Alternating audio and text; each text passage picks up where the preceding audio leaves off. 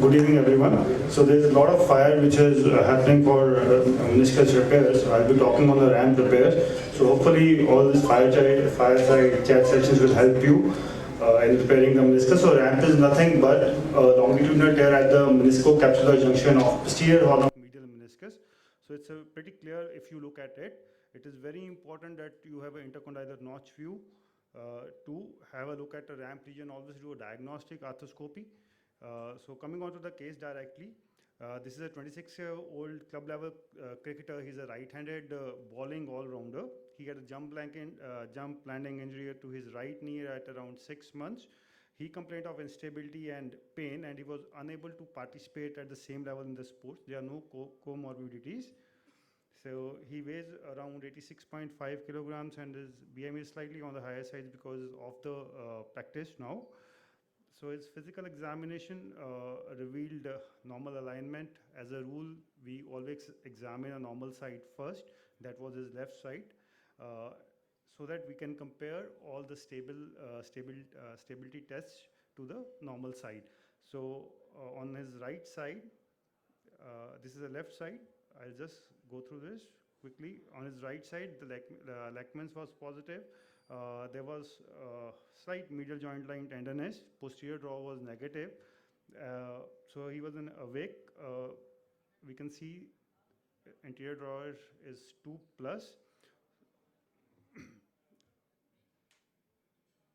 And in awake patient, again, pivot shift was positive.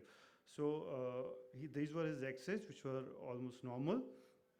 On MRI, if we look at a closer look, this is a lesion which should not be missed. There was no ACL.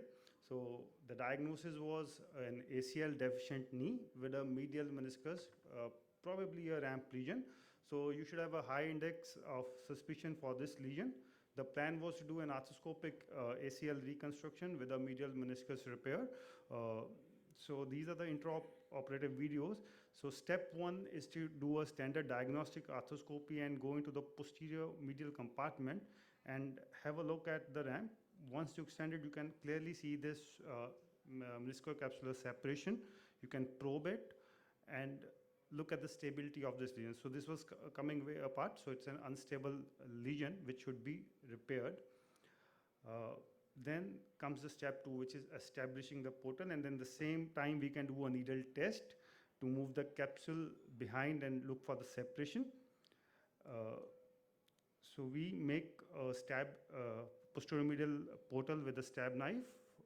I don't use cannulas. Generally, it's described with the cannulas. So sometimes if we don't have it in our kitty, we can do it without cannula also. We can make a good, generous posterior medial rent in a capsule.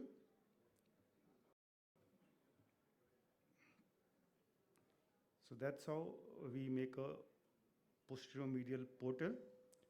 Now to repair this, we can use a normal suture lasso, but at times it's very difficult to get the passes in both the capsule and meniscus from the posterior medial portal. So we come from anterior with a 18-gauge spinal needle with a prolin into it and pass it from the menisci to the capsule. A suture retriever will hold the prolin and needle will be pulled back.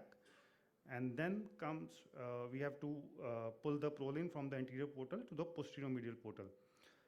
Then we have to shuttle 2O ultra-high molecular polyethylene. The important step is to have 2 knots before passing this thread so that it can have an easier shuttling to the menisci. So as there are no cannula, we have to make a virtual cannula and then do the knots. You can use a bigger knot pusher or a smaller one, whatever you have it with you. And then do the simple knots. So this is after knot cutting, and then you again assess the stability of the repair. You can put in your probe.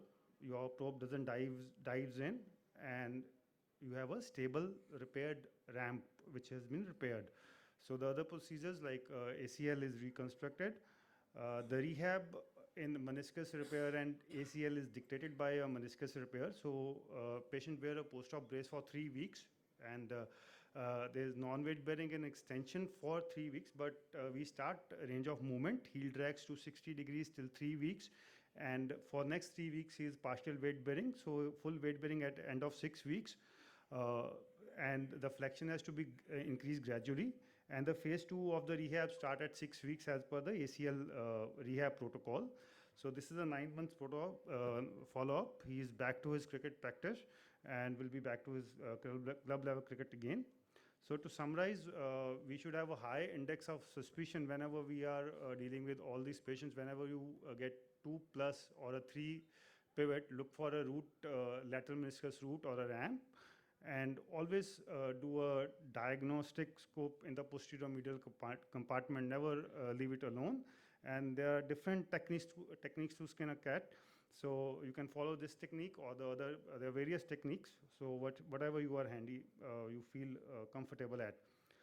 So ramp lesion will be looking at you, but you should try to look at it because it will be too late if you miss it. Thank you.